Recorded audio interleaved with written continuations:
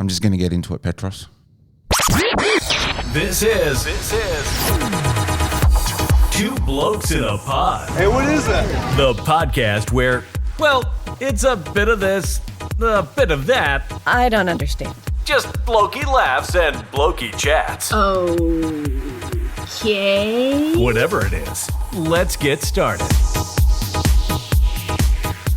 Oh, week off, and we're back.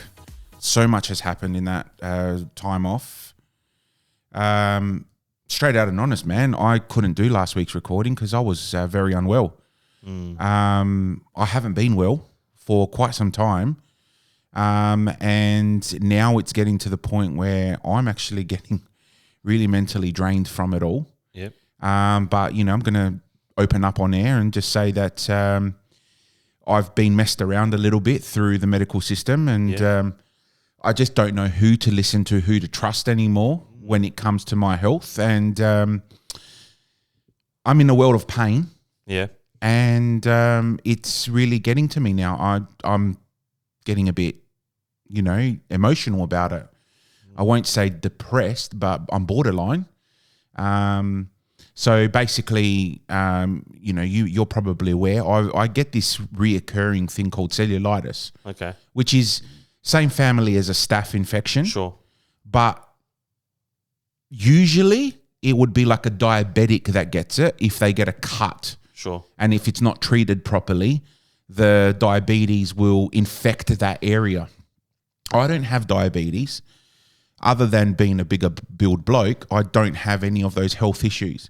But I get reoccurring cellulitis. So between my right ankle and my right knee, it flares up to the point where it gets so hot you can cook an egg on the skin. Wow. And it gets so deep red, red like the Bloods logo on your top there. Wow. And it's painful to walk on. My leg pretty much blows out where I can't fit it in my pants. Wow. Right? Like my jeans now, which are very loose on me, are stretched on my right leg because my leg just has nowhere to expand to. Holy shit. So I've been to a doctor, to my GP, who my GP says, look, you can go to the hospital and they can give you antibiotics through the veins, or I can give you tablets and you can take them at home. Now, because this has happened so many times, I'm like, well, I don't want to go to hospital and then lose days off of work. Of course. Right? And I only had an episode a few weeks ago. I cleared up.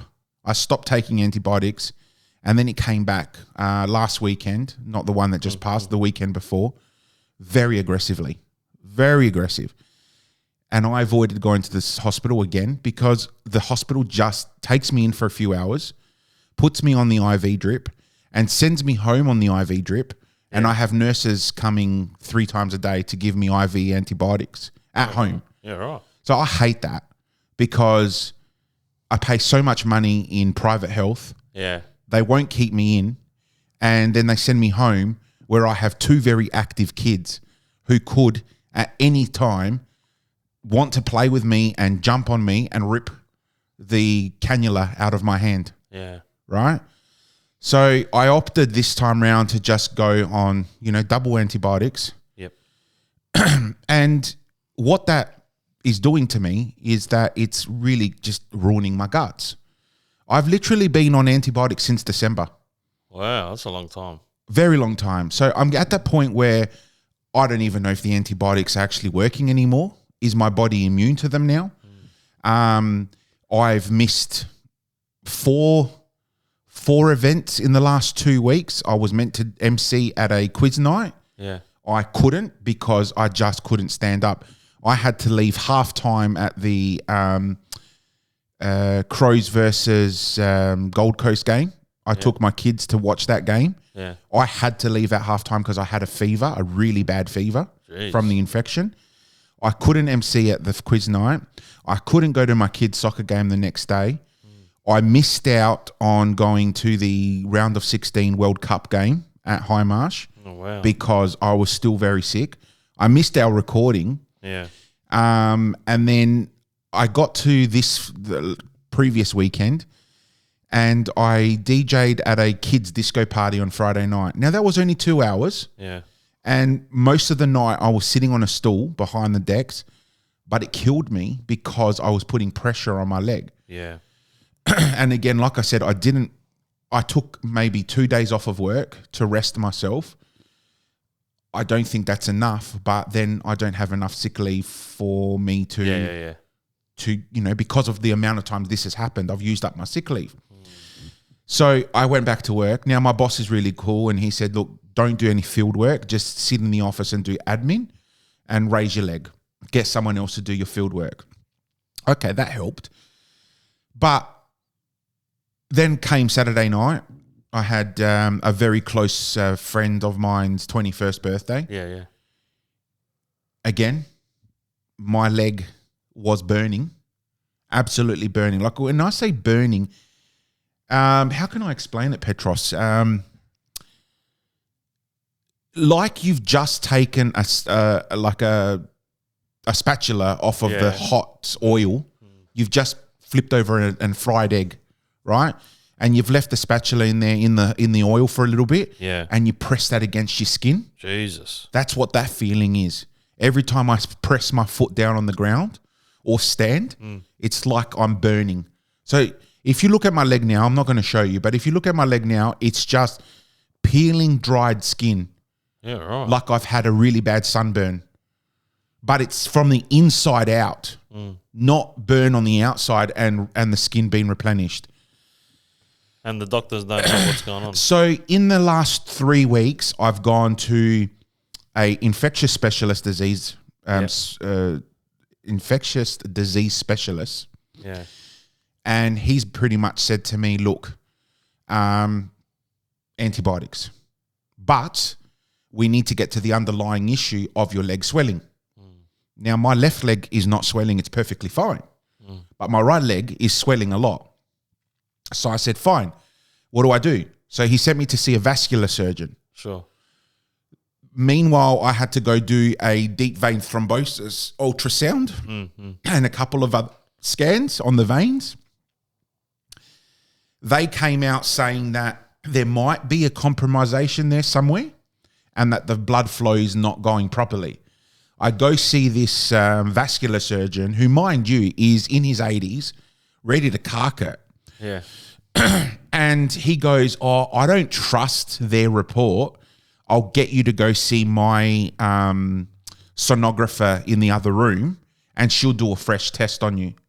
So she does a fresh ultrasound on me while I'm standing. And she couldn't find anything. She goes, oh, no, your veins are perfectly fine. And I said, great. Well, can you tell me why my leg is getting so swollen? Oh, no, it's an infection thing. But my doctor just said, I don't have the infection at the moment. So why is my leg so swollen?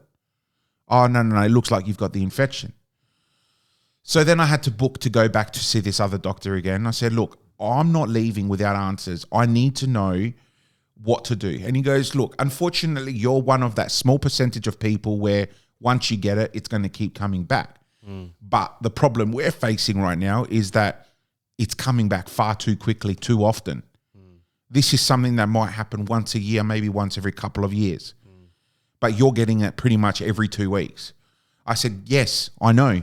So tell me, what do I need to do? And don't give me the whole, drink more water, lose a bit of weight, walk more, because it's deeper than that.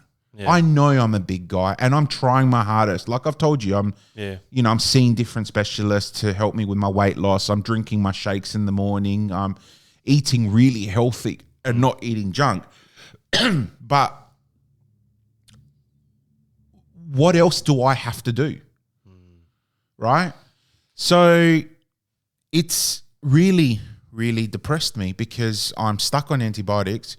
And this is the worst part.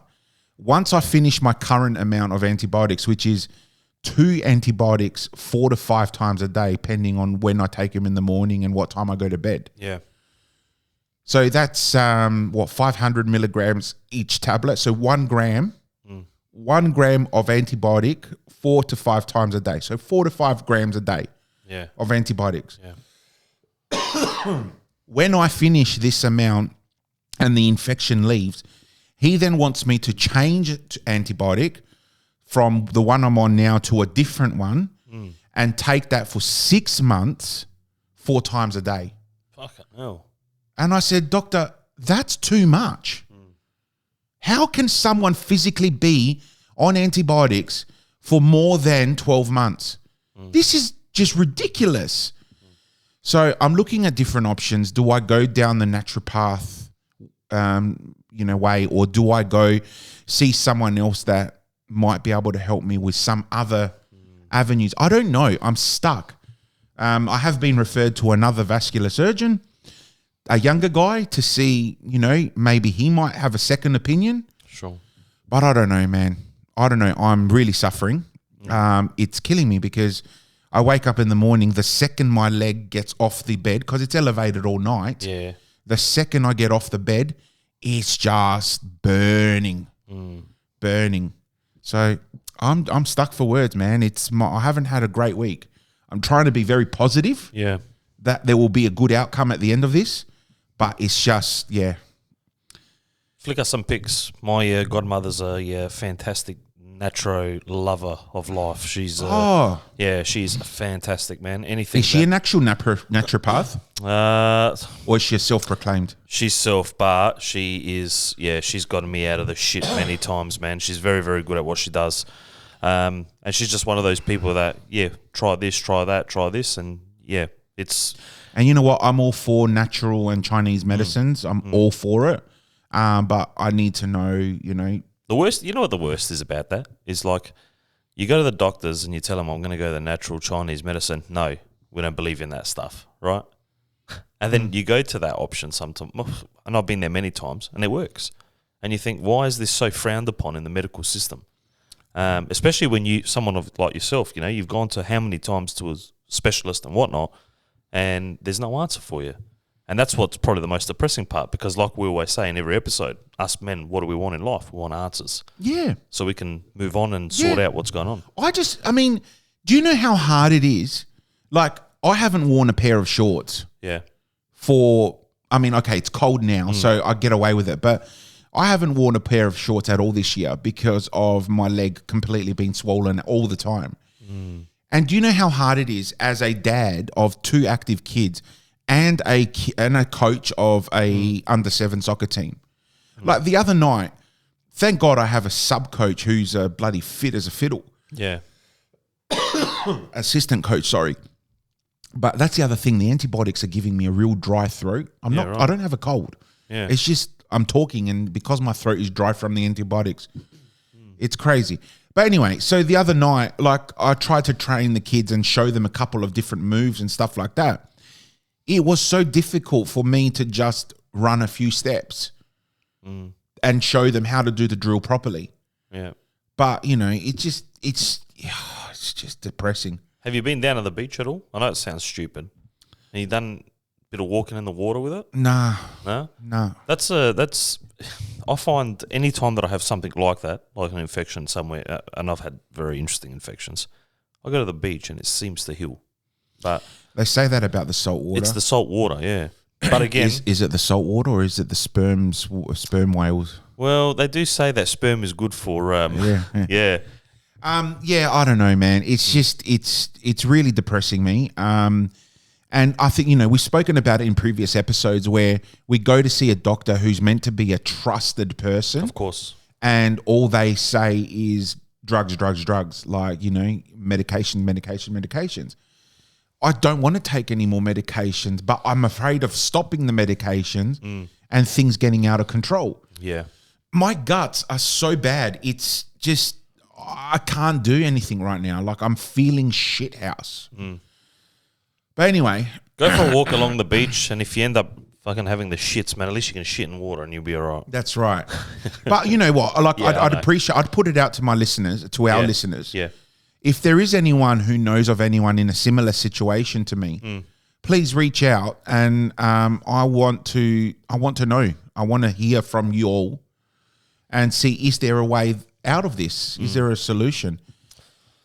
Well, talking about depression, and I'm going to throw in a bit of a fact, and this is worldwide fact. Now, this is a global fact, so it's bigger than just Australia. 5% of men around the globe suffer from depression. Did you know that? Wow. Let alone women are affected more than men. That's the kicker to it. Really? Why, though? What do you reckon? Women? Women, yeah. So I mean, would you say the women are depressed because they would be made to feel more alone when it comes to, like, you know, domestic violence and separation maybe. from friends and family, maybe. in controlling relationships? Maybe. Because look, I mean, let's be honest. When it comes to domestic violence, it goes both ways, but predominantly the perpetrator would be a man. Yeah? Yeah. That are the And- most loneliness. Ugh. Like as Loneliest, are you saying? No. As in, the man would be a perpetrator when Oh, it of comes course, to domestic yes. violence. Yeah, well, which then in turn, Yeah. that female would be left with nothing if they were caught up in that type. Yeah? So that's where the depression would work the most. But also the other thing, mothers. Would that include the depression stats that you've got there? Would that also include the mothers that have postnatal depression? Yeah, 100%. Yeah. Okay. All right. Well, that makes a lot of Yeah, sense. yeah. But I know a lot of women who have had babies, Yeah. and have fallen into that postnatal depression. Yeah. Look, It's bad. Yeah, It's of course bad. it is. Of course it is. And the thing with me is, like, why, you know, reading this fact, 5% of men, that's actually a fair chunk of people.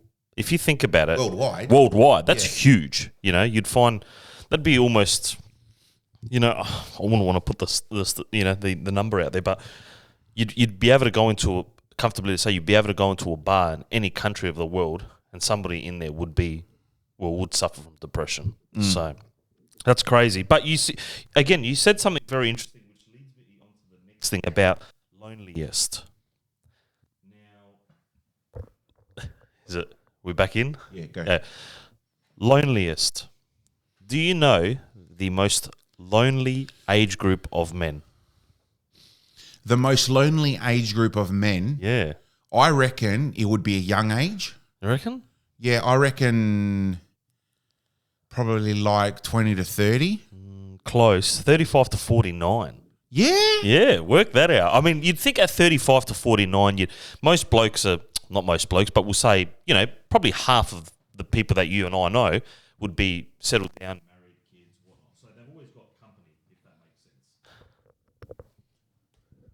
sense. Am I... Let's try that. No. I'm not even playing with it today. No, you're not.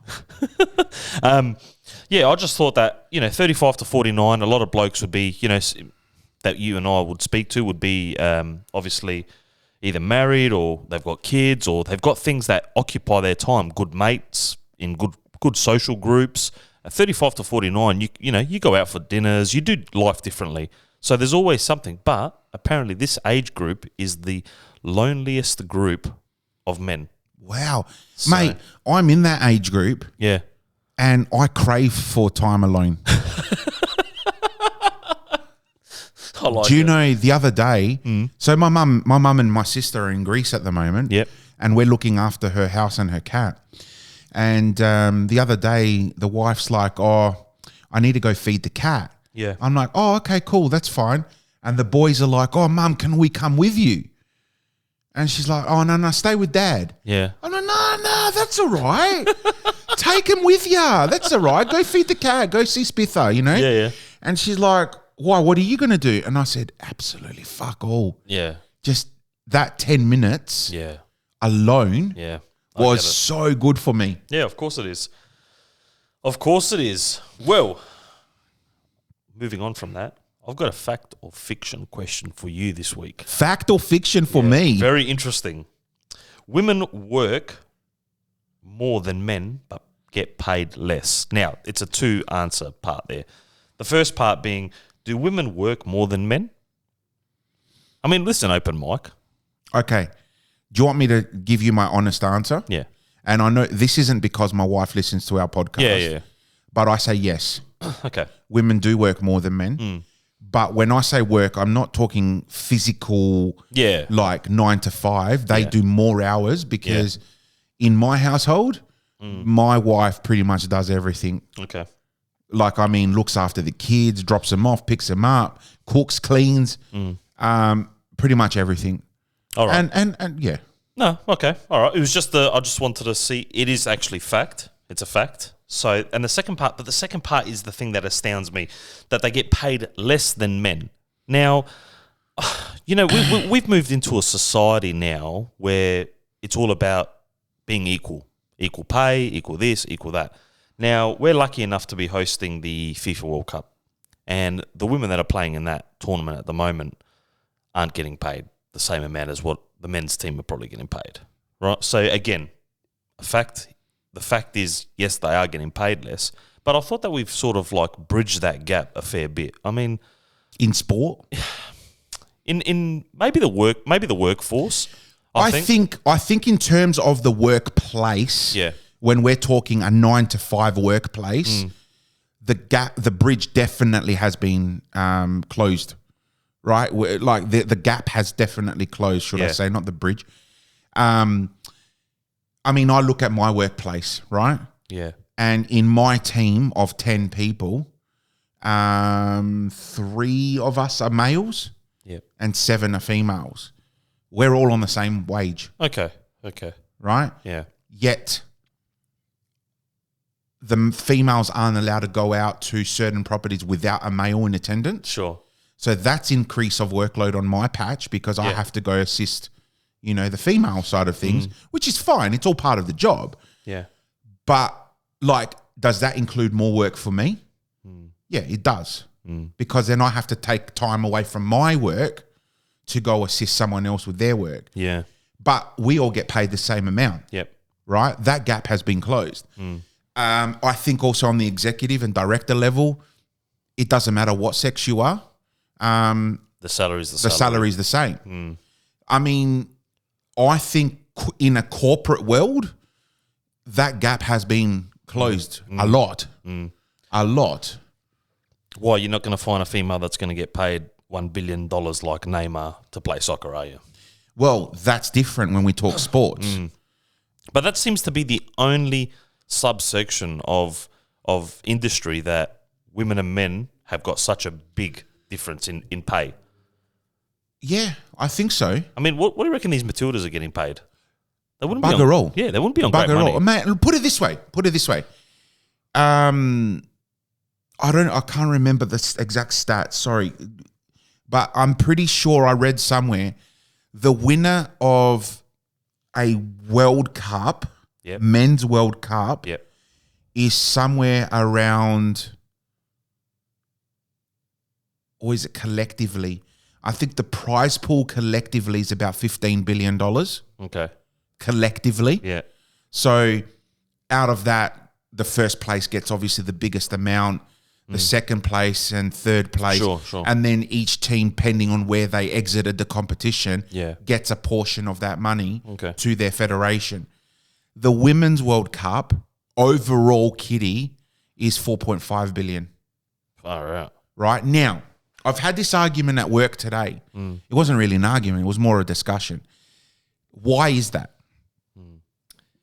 The Women's World Cup doesn't have the monetary sponsorship that the Okay. Men's World Cup has. Okay. The Women's World Cup isn't as attended to or watched as what the Men's World Cup is. You go to a Men's World Cup. I remember when I tried getting tickets to 2006 Germany World Cup because I was going to Kentucky and I thought, I want to go to the World Cup too. It's there. Yeah. Why not? Yeah. A basic ticket for a general admin, like nosebleed section of the stadium Yeah. was about 100 to 150 euro, Far out. right? So in today's Australian dollar, that's over $300 Yeah. for just a basic ticket Wow. in the top of the stadium. Wow. I just went to four games here in Adelaide. Yeah. All were $40 each. Yep. And then the round of 16 game that I didn't go to, but I bought a ticket to, was $60. Yeah. Right. All right? Big difference. That's massive. Yeah. Yeah. That's massive. Yep. So tell me, like, I get it. And you know, did you see what the Americans have done? No. So they've made a mutual agreement between the men's and the women's soccer teams. Yep. And they've basically created a pool Okay. a pool of money. So whatever the men win and whatever the females win, all gets put into a pool. Yep. Between both teams, that equally gets distributed against all the players, Okay. right? Yeah. Whereas here in Australia, the men have their federation pool Yeah. and the women have their federation pool, and then they get paid. Personally, what I think that each country's federation should be the one obtaining the money. So, for example, if Australia wins this World Cup, Yeah. all the winning prize money should go to the federation, and then the federation should have a set wage for each player Yeah. plus a bonus on performance or goals or whatever. Like I don't know, put a stat in place Yeah. to say how, you know, what type of bonus they're going to get. That's what I think should happen, rather than having this debate on men and women getting paid less or more. Yeah. End of the day, you're playing for your country. You're not playing for the dollar, are you? Yeah, and that goes back to the Olympics too. Apparently, the Olympians actually don't get paid great money at all, but it's the honor of representing your country at the Olympics that is the most, highest honor of honors. Ancient Olympics, what was the prize? Tell me. What was the prize of the ancient Olympics? I don't know. Honor and an olive wreath Yeah, put on your head, yeah, right? yeah, Honor. yeah. That's what it was all about. Your name was plastered everywhere as the winner of a particular event. Sure. Olympians today don't go for the honor. No. And that's the unfortunate thing, that the Olympics have become way too commercial now. I used to love watching the Olympics. I would get up at all stupid hours of the day each day night, yeah. and the night to watch the Olympics every 4 goddamn years. Yeah. The last 2 Olympics, I've just given up because they're not there for their country and for, They're for the glory. individual. I They're think there for themselves. Yeah, individual accolades for sure. Yeah, I get it. Well, Val, I've got another interesting topic. Did you know? So I opened up today Men's Journal, right, which I like to read on a daily basis about just what's going on in the men's world. Yep. Every second article I read today was about men dying. I mean, this is, and you know, when I've actually listened out in the community as well, you hear so many men are dying. Like, what is going on with us? Can we be controversial and say, could it be the jab? Is it, well, this is the only thing that everyone's talking about. The jab's giving everybody problem. What's going on with us blokes? Are we just weak? Are we just not what we used to be? I mean, I don't know. I mean, I guess in a good way, it's sort of a big segue into something I was going to talk about. But a couple of weeks ago, we had a young, fit, 25-year-old. Yep. Is that about right? Yeah. From the Norwood Football Club. Yeah. Just commit suicide. Yeah. Now, it took a few days for us to learn that it was suicide. Yeah. But his family has officially come out the last few days to say it was suicide. Yeah. And that his thinking patterns were not the same since he was concussed. Now, I go back many years. I'm saying maybe 20 years. Yeah. When men like Plugger, Yeah. Andrew McLeod, Yeah. Rashuda even, Yeah. all those big names, Barry Hall, all those big names of the Australian football would get concussed week in, week out, Yeah. right? Yet they kept on coming back. They kept on fighting. They kept on smashing goals. There was no 13-day concussion, Right. was there? There was no concussion rule. They were like, they'd be concussed in the one game and then bang, they'd be playing the second quarter. Yeah. Where was the depression then? Like maybe there was, but they hit it well, didn't they? Yeah. And then you've got young kids like this where they could easily access help through their club medical staff, Of course. their external medical partners, They could go to a psychiatrist or a psychologist. They could go to a counselor, for fuck's sake. Like, it's just, what is going on? Why is the easy option to end your life at such a young age with such a great talent? What is going on? Yeah. No, I'm questioning myself about it too. I don't understand it. We saw Majak Dor do, something similar as well, where he, wanted to, I guess, end his life as well. I mean, what is happening? It's obviously got. There has to be an underlying issue more than just concussion. There has surely. to be an underlying issue, man. There is no way that all of a sudden we're just getting into this environment where the easiest option is committing suicide. It's making no sense. Yeah, 100%. I agree. I'm not 100% sure, but like I said, today I opened the Men's Journal page, and every second story. Man dies here. And of those stories, how many were suicide related? Probably one every 4. Every 4. Yeah. So and the other 3, they were probably dying under a fucking crane at a construction site or something. Yeah, well, one was death in stone. So runner dies. So we're talking athletes too. And this is the other thing too. How many athletes have we heard recently just drop dead? I think on the athletes front, we can, I'm not going to say comfortably, but we can link it to a recent addition to people's lives. Yeah. The vaccination. Yeah. Right? Yeah. It was very unheard of that someone would just have a heart attack and cark it on the field. Yeah. Or running Yeah. prior to that. Yeah. Yeah? Yeah, agreed.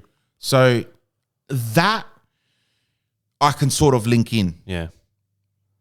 But it's too much. I agree. Well, you know what? Let's lighten up this podcast and let's go to Bloke's Bits because I've got some funny shit to tell you. This is Bloke's Bits. Bloke's Bits, we're in. All right. So, I've got a couple of things too, but you go first. all right. I'm going to blow the roof off this place right now. Here we go. Because we love artificial intelligence, AI. This is what we talk about. This is the newest thing. This is what professors at university are hating, high school teachers and whatnot. But AI sex chatbots. How cool is this? AI sex chatbots. Yep. And the dudes who love them. All right. So a new uncensored open source large language model is being used by the AI community to build X-rated chatbots. Because of course it is. Why not? It gets a lot better than that. So basically, one of the biggest drives of any new technology is invariably sex. So why should the exploding field of artificial intelligence, AI, be any different?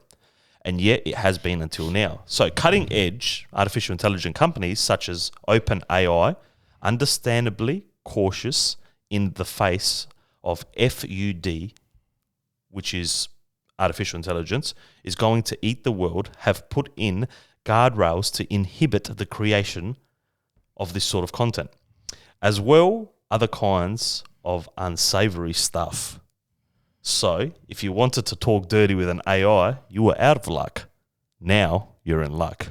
Wow. This is like cool shit. And look, Do you know I've tried to talk dirty with an Have AI? you? Yeah. Have you? And it just says, sorry, this is inappropriate. I can't talk this. You know the AI that comes up on Snapchat? Yeah. Or Chat GTP? Yeah. I've tried on those. Yeah. I'm like, do you prefer cock or pussy? Yeah. And they'd go, sorry, but this is we don't have a language to talk about this or whatever. So this is the shit that you do when your wife gives you 10 minutes of free time. No. Well, where this else is the would you shit do I this? do when I'm sitting at my desk at work. Lies. You're on the toilet doing this stuff, surely. No, I do it at my desk. Really? Yeah. That is I open up full on. Chat GTP. Wait, do you know what? I recently applied for a job. Yeah. And I actually applied with answers from Chat GTP. Wow. I put in the specification criteria. Yeah. And I am fucked if the people that interviewed me find this out. But basically, I put the question in there. Yeah. And it spat out a whole fucking scenario. Yeah, right. So I took bits of that scenario and reworded it as in my experience. Yeah. Wow. Fuck, this is brilliant. That is full on. That is the best application I've ever written. Well, that's been written for me. Yeah. I mean, like I read an article about, just AI in general as well. And there was a philosopher, Professor Darren Hick, who came out and was saying that he found another, they call it a ChatGPT plagiarist. So it's not plagiarism anymore. It's ChatGPT. Oh, my God. Which is like cool, man. Like I mean, is that even something that we should even worry about? I mean, at the end of the day, like it's there for a reason. It's been granted to us civilization now to be able to use. Why can we not, use it for benefits of, for example, a sex bot or something? I mean, I think the world is getting, they are afraid, I think, of AI taking over, but it's already too late for that. Oh, I believe that. I believe it's way too late. We've been living in an AI world for quite some time. Yeah. We just don't know it. Yeah. Right? I mean, you look at Facebook and Instagram, we talk about the infinity scroll all the time. And for me, like the infinity scroll is the best thing since mankind, but like... Shoot a random question to me. What do you mean? Just shoot me a random question about anything. Oh. Just anything. I don't know. A vape's bad for you.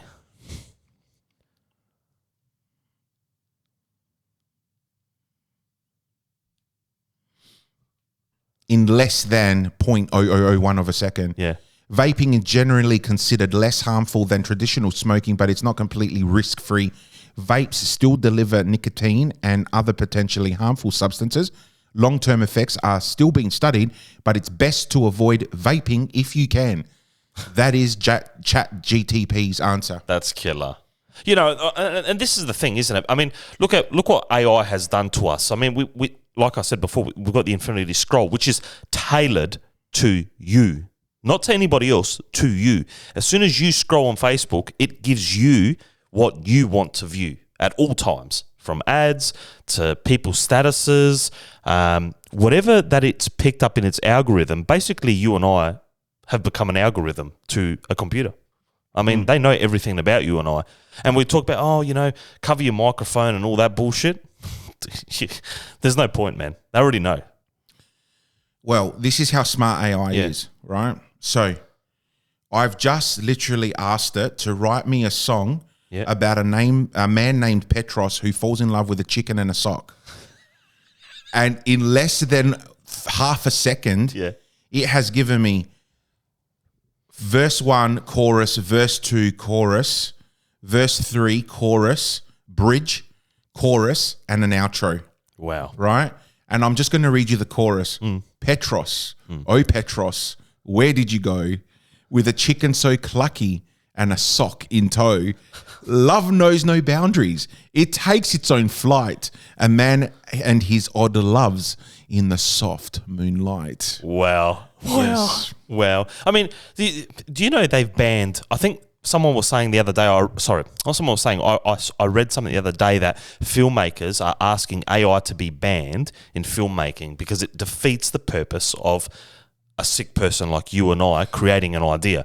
Because obviously horror and those sort of genres specifically, therefore... Why do you think Hollywood currently has a writer's strike? It's not about because they're not getting paid enough. Yeah. It's because they're introducing AI. Yeah. AI is such a powerful tool that it can write a screenplay. Right? Interesting. Yeah. It's full on, man. It's full on. It's scary. I think it is too. I mean, I don't know if I've mentioned it on this pod yet, but I'm in this new movie which was filmed in Sydney called Disconnect Me, about artificial intelligence and social media. I don't think you have, but you've told me. Yeah. And like when I've sat with... you say Lister. Sorry. Just let me have my moment of fame. So basically, when I sat down with the director and I asked him, why did you do this for? He said, because we can't live without technology, let alone AI now has fucked shit up. Like he prior to me going off to Sydney, I mean, he couldn't pay for flights, couldn't pay for accommodation unless he actually specifically went into the bank and wrote grabs from the bank book, money out and that sort of stuff to pay. He had to go to a travel agent to pay for things. He had to, because you and I would just do it on our phone, bang, it's done within 2 minutes. Like, when you've got no technology, no mobile device and nothing else, what do you do? What do you do? I mean, the most famous question that he asked me the most appealing question that he asked me was, would you not use your phone for a year for $100,000? And I said no. Whoa. I said no. That wasn't enough. I couldn't do it for $100,000. You'd physically die. How would you do anything? How would you get anywhere? You'd have to go buy a street directory to drive. Your phone could make you $100,000. Yeah. Okay. Yeah, TikTok and my OnlyFans. Yeah, but at the moment we can't. We'll talk about that. But like, not just that. Then move on and think about, like, how do you pay bills? How do you do anything without your phone? You're fucked. And then he asked me 200,000. I said no. 250. No. 500. I don't know if I could. Even $1 million. Even $1 million. Could you for $1 million? I'll ask you this question: for $1 million, could you live without your phone for 1 year? Just your phone. So I'd still have access to, like, my computer. Yeah. I'll give you that. Yeah, Okay. Wow. I could do it. Wow. So you'd change. You'd revolutionize your. Instead of having phone calls, you'd be having Zoom calls. You'd be doing all that sort of stuff. Where there's a will, there's a way. Yeah. But I think being disconnected from my phone for a year might really put my life back into perspective. You reckon? Yeah, I'll be honest, man. The phone has completely destroyed my life Yeah. because I can't go anywhere without it. Yeah. And the second I don't know where my phone is, I start panicking. Yeah. Of course. Right? course, And this is a self-inflicted problem. You know, I look at my wife and she can leave her phone in her bedroom for fucking half a day Yeah. and not need it, and she'll be fine. Yeah. Right? But then, you know, once the kids are in bed, she'll have her half hour now of scrolling through social media and looking at Sure. you know, smart. Well, not smart, like, you know what I mean. Yeah. Whereas me, it's like every second opportunity that I have, bang, oh, what's going on here? What's going on there? And it's a sickness. It's an illness. Yeah. It is. Like, I'm sitting here shaking now talking about it. And you know, I'm looking at my phone at the same time. Like, it's not going anywhere fucking. Yeah. You know, it's just here. Yeah. But I don't know. It's just, I'm very dependent of it. Do you know, it's the anxiety, I think, that of not knowing what someone could have maybe even said about you, like on social media, or someone commenting you or something. You know, I mean, I've got nothing to hide on my phone. Yeah. You know, so there's nothing to hide. And that's the honest truth. I can hand you my phone right now. Yeah.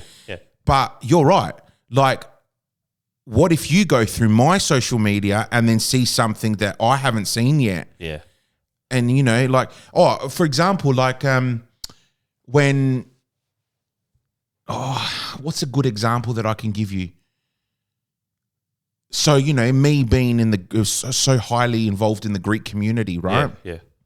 And an event happened, and someone starts promoting an event that I've got nothing to do with. Sure. But it might be of competition to my event. Yeah. I instantly start going, well, how come I don't know about this? You know, it's like, you know, it gets up in my head. Not that I do that, because I love the fact that, you know, people have the balls to go and do their own thing. Yeah. Or like, for example, someone that rang me to DJ at their event. Yeah. Never got back to me, and all of a sudden I'm seeing this other DJ doing the event. Yeah. You know what I mean? Like, and I find out through social media. Yeah. You know, that starts like, you know, really lifting the anxiety up. Like, why didn't they go with me? What happened? What went wrong? Yeah. You know, but it's just a phase for the moment. But still, like, you know, the second I find out, I'm sitting there and you find me like stalking. Well, you know, let me look what the party was like. You know, was there Geffy? You know, it's like, it's a sickness. It's an illness, man. All right. So for $1 million, could you live without your phone for a year? I think I could. Okay. If you were saying that I still have access to communications of other means, yes, I could. Right. Let's raise the stakes. $5 million, no technology. 1 year. 5 million, no 1 year. technology. When we Zero. say no technology, No PlayStation, nothing that fuck, man. nothing Really, that no plugs, PlayStation nothing that either? plugs electronically. Nothing. Zero. what about a fridge and a kettle? That's a little bit different. So you're saying no means of communication or entertainment. Yeah, yeah. No. I can still use an analog phone. Nope. So I can't Nope. use a ring phone. Nah. How the fuck do I talk to my mum? Well, these are the questions I'm asking you. $5 million. $5 million. 1 year. 365 1 year, days. $5 million. No technology. Yeah. Then how the fuck would I work? You tell me. It's $5 million. For So now, think about this. For 30 days, the director of this movie went with no technology. No technology. What about this for anxiety? Knowing that your phone... hang on, but you're saying he went 30 days. So that means was he in his house for 30 days? Because the second you walk outside your house, there's technology all around you. You're not allowed to use it.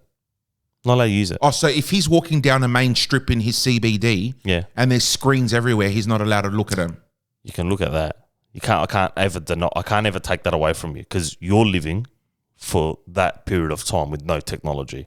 You can still view it, but you can't do anything about it. You can't use it to interact. You can't think about. So I have to go back to dark ages where Yeah. I'm only allowed my bank card. Yeah. No bank card. No bank card. Bank book. The bank So, card is all still right. an electronic device. So bank book. You have to go inside I have to go into a bank during their business with hours, your ID. which they don't have any branches to Yep. pull out Yep. cash from Yep. anymore. Yep. I'm not allowed to use an ATM. Nah. Nothing. Zero. 30. Come on, 365 days. Could you do it $5 Okay, million? but then, all right, I'm going to get cheeky here. Yeah. When I go grocery shopping with cash, Yeah. am I allowed to go through the No. self-serve? No. You have So to use it's I have to use a cashier. Of course. Yep. Have to. You've But only they're got, using technology. doesn't matter. You've only got notes. Like I said to you, it doesn't matter that you're not allowed to interact with their technology. Oh, fuck, man. That's harsh. That's harsh. Now, can I throw the mix into this one? Think about the anxiety knowing that your phone, laptop, Apple Watch, headphones are all locked in a safe. And you know that safe is there next to your bed and you can't do nothing about it. You know your phone's in there and all you have to do is just open the safe and turn it on. There's $5 million. Would you do it or not? Sorry, not would you do it or not. Could you live for 365 days without it?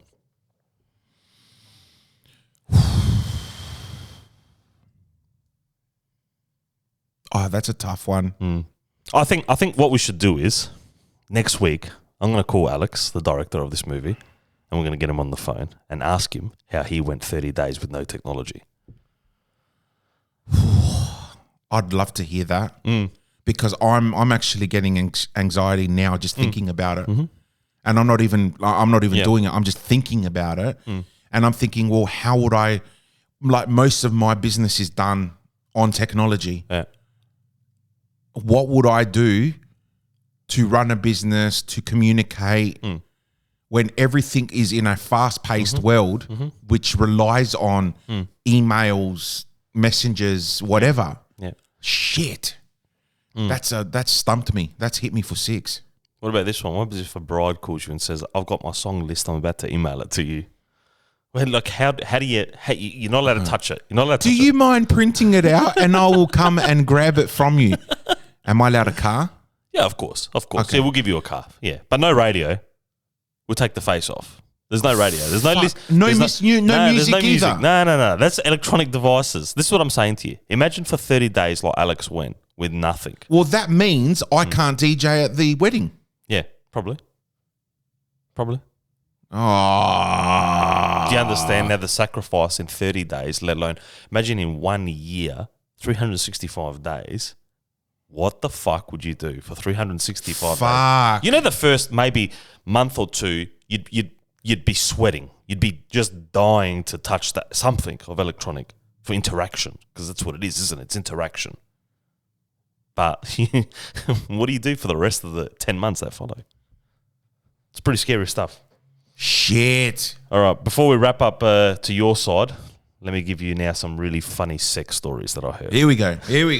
One time during sex, my SO and I tried to do the rollover while still boning, thinking to switch positions from girl on top to missionary. We both went for it. But somehow, we tried to roll opposite ways. As his rolling managed to send me flying completely off the bed. The best part is, she caught airtime and everything. There was about a 3-second silence before we just broke down and started laughing.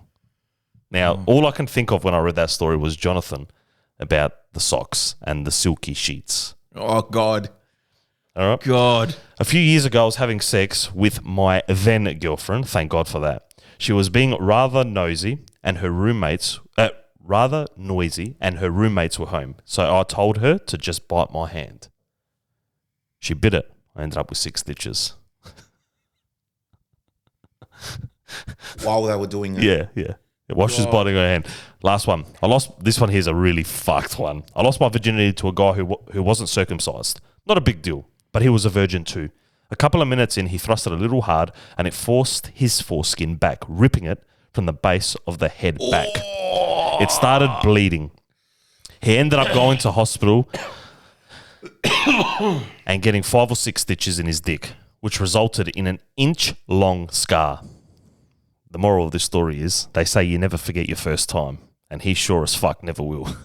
Oh, Jesus. So, yeah. Oh, God, that's hardcore. That's hardcore. That would hurt, eh? How do you go to the hospital and just face that music, you know?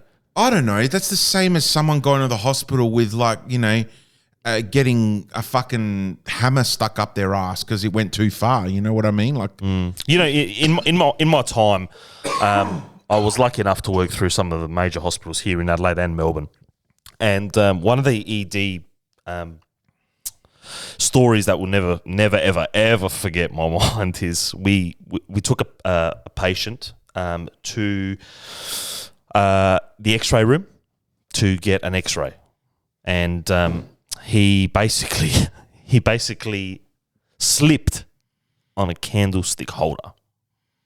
Okay. yeah, right. So the story is that he locked himself out of his house, so he broke through the bathroom window, and when he went through the window, he fell, and as he fell, his asshole has basically He wasn't wearing pants. Sucked. Well, this is the kicker to it. Sucked this candlestick holder into his ass, right? And I'm not talking like you can see the candlestick holder. It's been now heavily injected up there. You know, like it's gone. So I'll tell you now, he didn't break into his house. He was obviously having some sort of sexual fantasy. And guess what? Candlestick went up and never came out. So, yeah, interesting. That amazes me. Hey, talking about stuck up the arse. Yeah. We never really got back to Luis Rodriguez with his email. Yes. That he sent us a few weeks ago. So, I was just thinking about it, right? And you know, he asked us to you know, lend a helping hand to a big boy like him who's going through a bit of a rough patch. Now, mate, what I think should happen is obviously by now he would have taken out the device or whatever he had up his bum. Yeah. Next time you want to experiment, either have someone with you to help you experiment, whether it be themselves that they experiment with or they help you with whatever you want to insert in your butthole. But also use a bit of lube. I think lube is definitely the way to go. So you know, you can at least give it that better glide. Look, I understand it's put a damper on him. He felt a bit, you know, fucked up and left out and all that. But that's the best advice I could give. Just, you know, protect yourself, lube it up, and maybe get someone to help you. Yeah. Rather than try it on your own. What was this guy's name? Luis Rodriguez. Are you sure it wasn't Lewis Johnson? This sounds like a Lewis Johnson sort of thing, you know, like. We could ask him. Yeah. I think was this you? Was this you? Yeah. All right. So, like I said, I've got a couple of messages that were sent through to me. Now, not so much blokes bits material. This is more like the, Open mic. open mic, Yeah. I guess. Yep. So this is an anonymous one. Hey guys, I'm really struggling to see the light at the end of the tunnel. I'm working 6 days a week. My wife is working too. We have a baby who is almost 1 year old. It feels like I'm working and still constantly behind in bills, and I never have any money. Not sure if we can even afford our mortgage at this rate. I feel like a failure of a husband and a man. Whatever I do, it doesn't feel enough. Suicide is starting to cross my mind daily. I'm always mentally drained and I'm tired. Haven't got the energy for work or my family. Mentally, I'm done. I don't know what to do. I don't know why I'm writing this, to be honest. I guess I just need to vent to someone. I have no one to talk to about this, and no one understands the frustration I'm feeling. I know I should stick around for my daughter and the wife, but I'm always telling myself they will be better off without me, and find someone else who can financially and emotionally support them better than I can. I'm a lost and defeated person, and it's hurting some days to stay around. I don't know how else to explain it. I'm in a mental agony. First and foremost, I'm going to once again recommend to anyone listening to our podcast that if you are going through mental health episodes, emotionally draining situations, and such like this anonymous emailer who messaged us, please reach out. Yeah. Reach out to someone. Talk to someone. If you don't have someone, Beyond Blue, Yep. Black Dog Institute, Lifeline, Yep. there are so many services that will take this situation on board Yep. and counsel you through. Yep. It's not worth it. Do not take your life. It's not worth it. I know it sounds like it's an easy path out. Do not do it. Mate, I don't know who you are because it's obviously come through as anonymous. Yep. I don't know who you are, but I am feeling you. And I just want you to know that here at Two Blokes in the Pod, we are listening. Yep. We are feeling you. And we want you to stick around Yeah. because your wife and your little daughter, I think it's a daughter. He didn't really say what sex the baby was. But they're not going to be better off without you around. That's the honest truth. Yeah. They won't be better off. You know, in the last few weeks, I've gone through a bit of emotional situation, right? Not to the point where, I've thought about ending it all, but I've mentally been drained. Yeah. I feel useless and I feel like I'm putting my wife under a lot of pressure because I can't do anything because of my situation. I've gone through a bit of a rough patch with work and all that. So, I try and be that tough man and I try and put on that happy face. But the honest truth is I have broken down a few times. It's hard. It's tough. Yeah. But the last thing I want to do is leave what I've got. Yeah. Right? Why? Because they are my life. Yeah. Yep. And that's all that matters to me. The 4 souls that live in my house. I don't care about anyone else outside that house. Yeah. It's the 4 people. Me, my wife, my kids. Yep. That's it. Yeah. So going to this man's situation, he's trying to find the easy way out. And I think the way that he's written this email is sort of like he's wanting the okay. He wants to hear the okay that he's thinking right. Well, you're not thinking right. No, agreed. And I swear, if I have to come find you and slap you to get some sense in you, then I will. Yeah. I will. But please do not do anything. Feel free to reach out to us again if you don't agree with us. But I want to hear from you again. And I want to know that, I want to know that you're okay. Yep. That's what I think we need to do. All right. Next on our correspondence, a mutual friend of ours. Okay. James Gaddis. Oh, yes, James. Yes, or James. He loves this podcast. He does. He You know does. what? Seriously, just before you even go, like a massive shout out to him because he seems to support everything that is involved in any of our tour lives. He just loves it. So He added me on TikTok. did he? Yeah. I got another TikTok friend. A real friend. Yeah, a real friend. Yeah. But he says to me, I'm obsessed with your podcast. I'm obsessed with the podcast that you and Petros host. Please, guys, keep it up. And he says, I'm sorry to bother you, but I've been listening and had a question. I was at a funeral. It was very sad. Like, I mean, this guy was an absolute top bloke. And I felt like I couldn't let tears out because people would look at me as weak. So I held strong. But in saying that, I was talking to a few mates and they said it's hard because they don't want to be seen as weak. Yeah. I came home and I was upset, and I am still now. How do I handle this situation? James, I'm going to say it in my way, and I'm going to let Petros say it in his way. Yeah.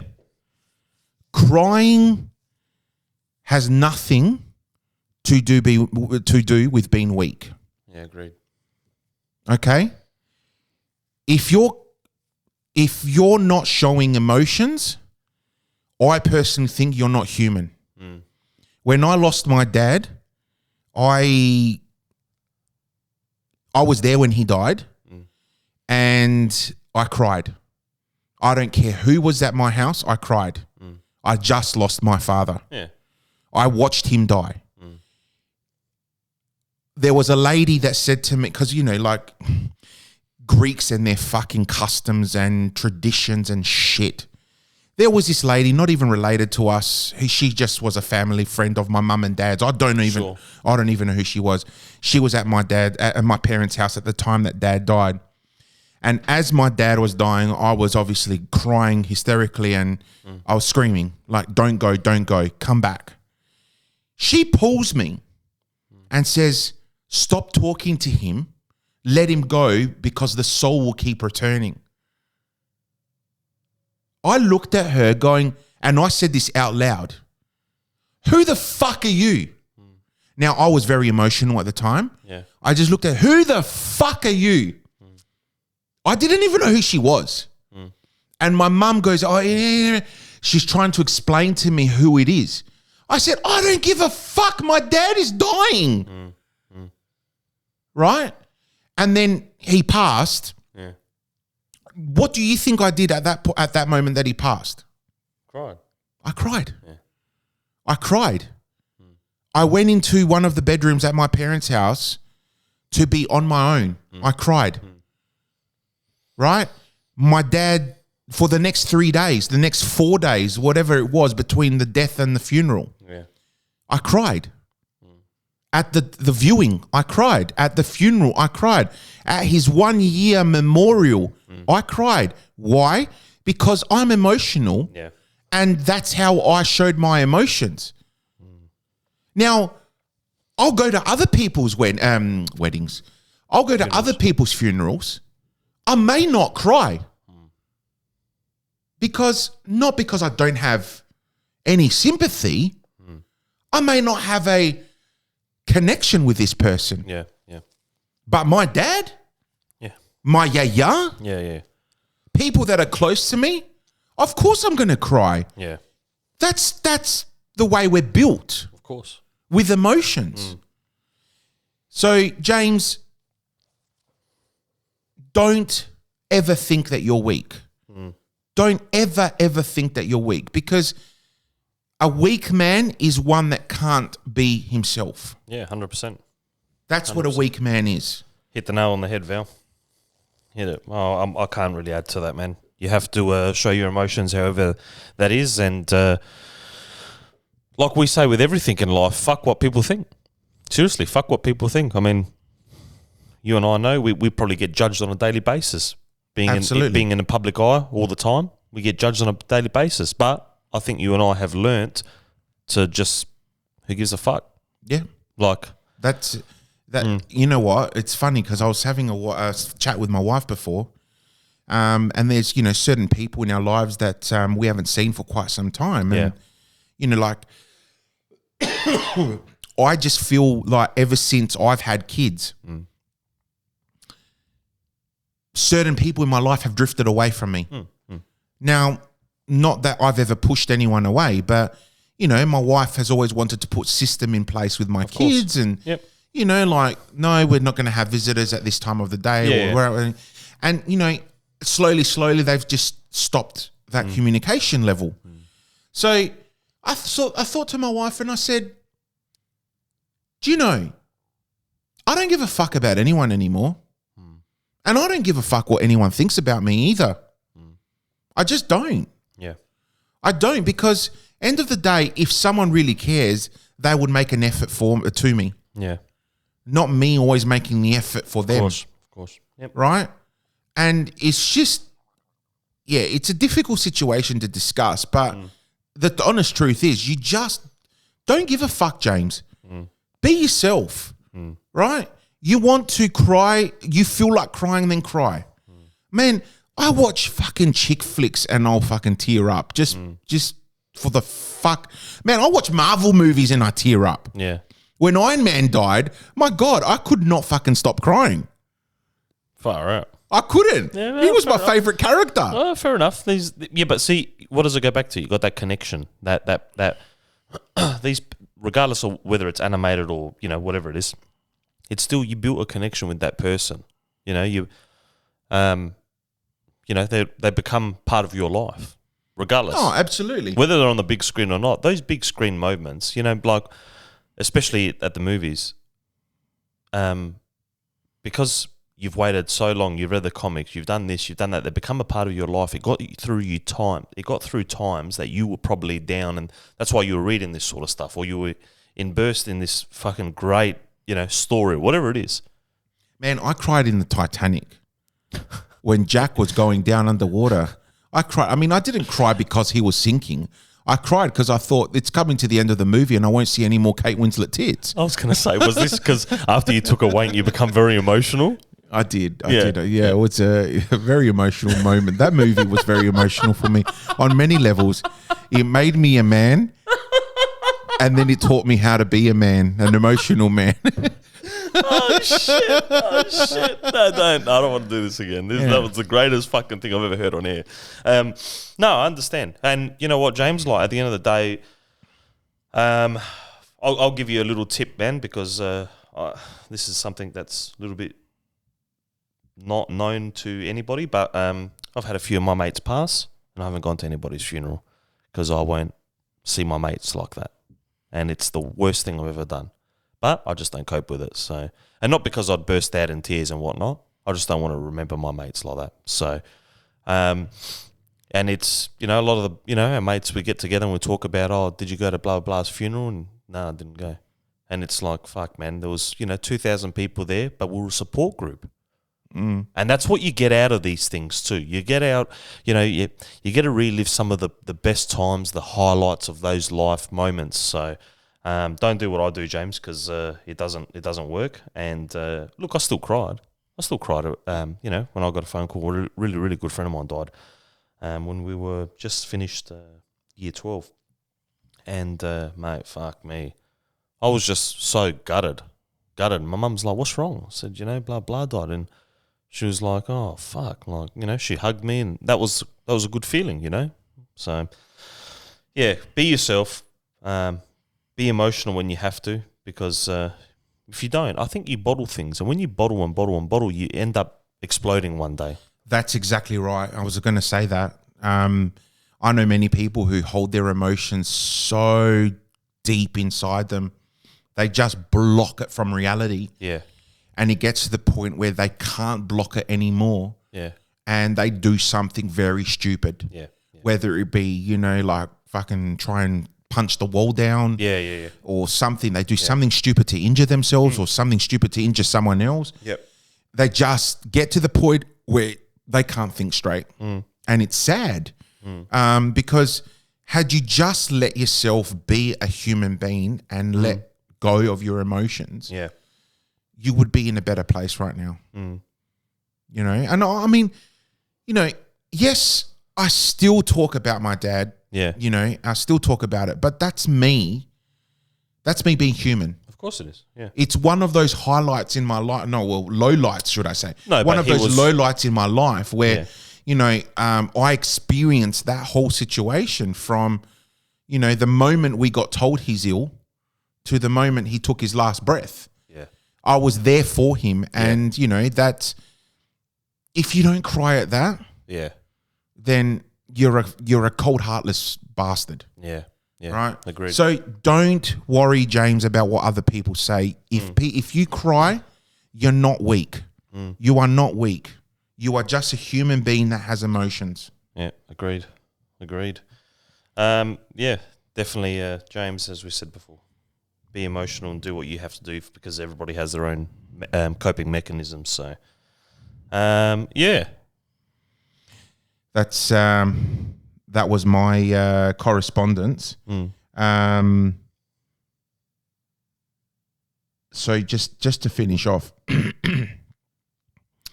Just to finish off, yeah. I gave up smoking on Saturday, and today is Monday, and I'm smoking and vaping. Well, I that didn't out. expect to hear that one. I didn't expect to hear that one. Work that one out. So you gave up smoking on Saturday Yep, for the vape. for the vape, Yep. and today, 2 days later, 2 days later, I'm smoking 25 cigarettes, and I'm vaping flat out.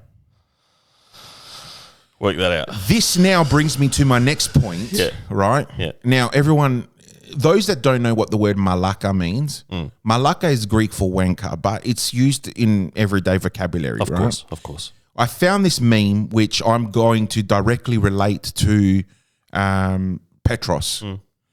Once a malaka, Yep. always a malaka. Yep. And if the malaka in question disagrees with this statement, he has now become what is known as a megalo malaka, a big wanker. So that is my friend, is you right now. You've quit smoking. Yeah. You've gone on to the vape, Yeah. which I'm looking at has a bit of an orange look at it. What flavor is it?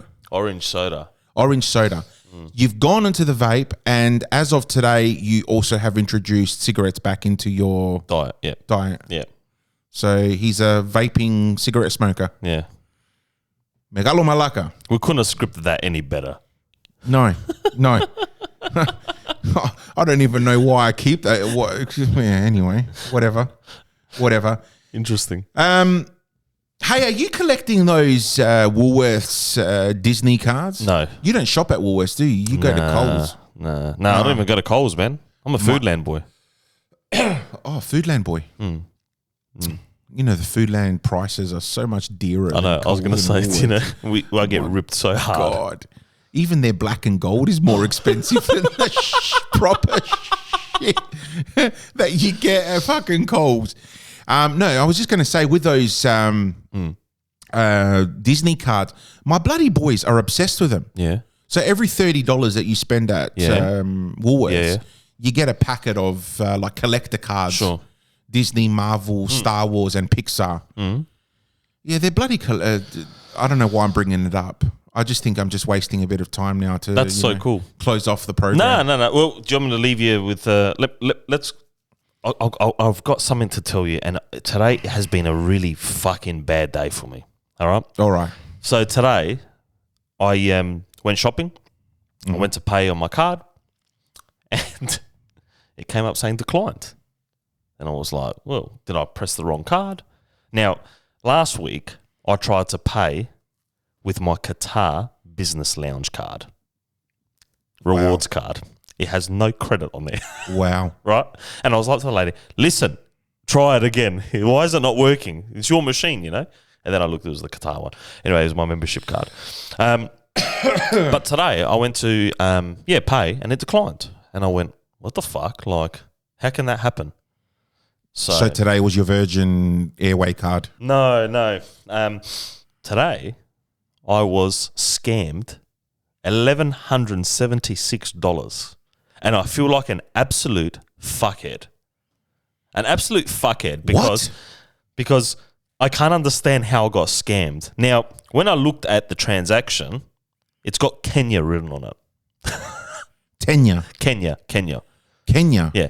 It was scam from Kenya. Oh, Kenya, as in the country Kenya. Yeah. So I rang Macquarie Bank today, who is my bank provider.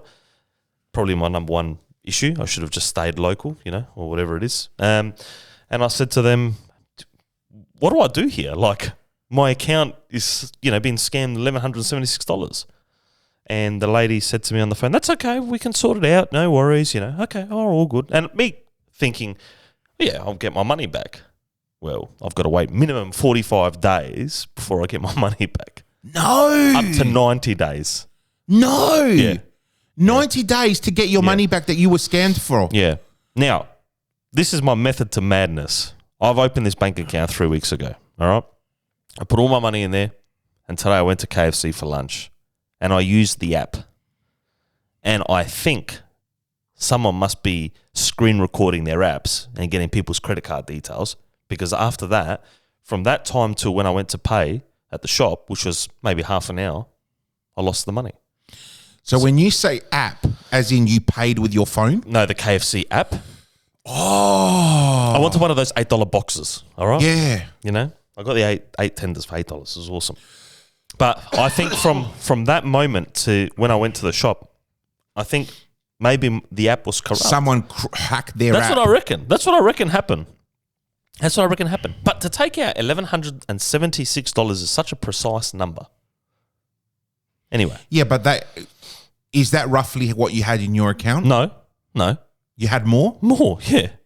Like, why would you take, no, sorry, I didn't have more. That was just my my general savings. And I was negative in my account. So I couldn't pay when I went to the shop after. Full on. Wow. Yeah. $1,176.92 gone. And I was like, what the fuck? Like, I said to the lady on the phone, I said... So it's not like you signed up to an OnlyFans that went wrong. Do you know what? You did, didn't you? Yeah. You did. Yeah. Fuck. There you go. There you go. Yeah, I did. Yeah, you just Carmen have to- Electra's VIPs. You just have to show me which one you signed up Carmen to. Electra VIPs. Just so I can make sure I don't sign up to it, because then I can use your account to look at it. All right. Well, listen, I'm using someone else's account, right? Oh, right. Okay. No, that's why I don't think it was from OnlyFans. But on a serious note, talking about OnlyFans now.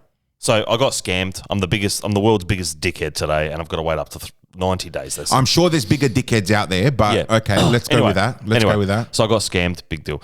Now, OnlyFans.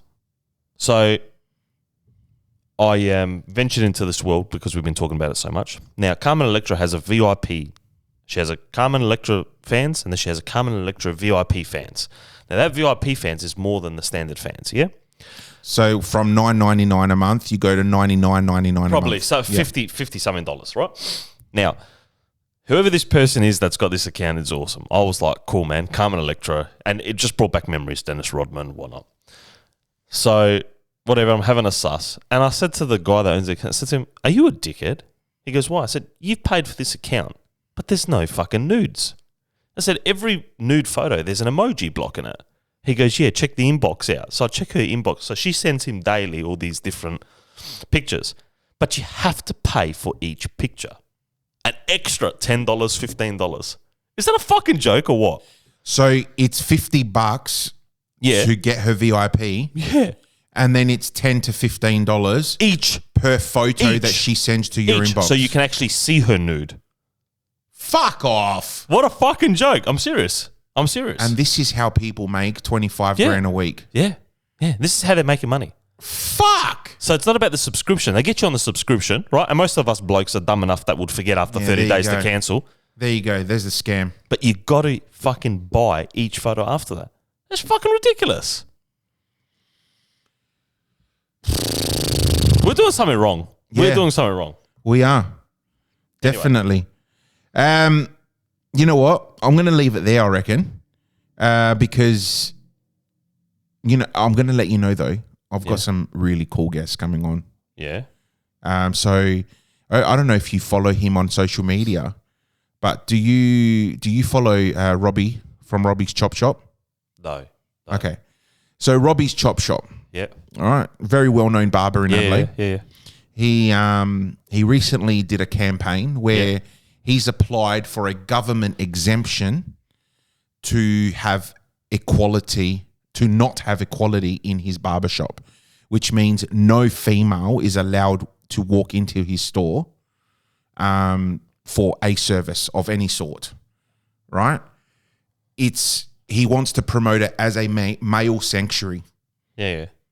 Oh, Fucking love it. yeah. I don't. It's his business, right?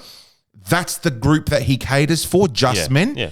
He wants men to come in to be themselves, to talk about like whatever the fuck they want without any prying ears or eyes, whatever. Yeah. He wants men to come into a relaxing place where they can cut their hair, have a beer, and have a chit chat. Yeah. Right? Yeah, Pretty much what our podcast is about. Yeah. So he's had a fucking shitload of support, even from females. Yeah, right. Massive support about it. And I've reached out to him, and he's going to come on our podcast That's cool. to have a chat with us. Yeah. So we can talk all things blokes. Yeah, right. And I've talked to a couple of other friends who are mutual to both of us. Yeah. They're all going to come on. Yeah. So we've got a couple of really good weeks up our sleeves. Yeah. Tonight, unfortunately, we couldn't get anyone on at such short notice of us to deciding what we're going to do. But thank God we got an episode done. So great to be back. Yeah, 100%. After a couple of weeks off. And we'll let you know during the week what we're going to talk about next week. But please keep sending us your questions. Thank you to the anonymous sender. Please do reach back out to us. Send us another email. Let us know that you are okay. If we don't hear from you by the next episode, I think I'm going to have to somehow trace back your email and find out who the fuck you are. Yeah. And make sure that you are okay. Yep. I will be sending you a response though. James Gaddis, thank you. Again, your question was great. And really, really emotional question. And if you are listening, guys, make sure you reach out to us at Facebook, Instagram, TikTok at Two Blokes in the Pod. Even email us, twoblokesinthe@gmail.com. All right. Signing out. This is a podcast with blokey laughs and blokey chats. Yeah. Bye.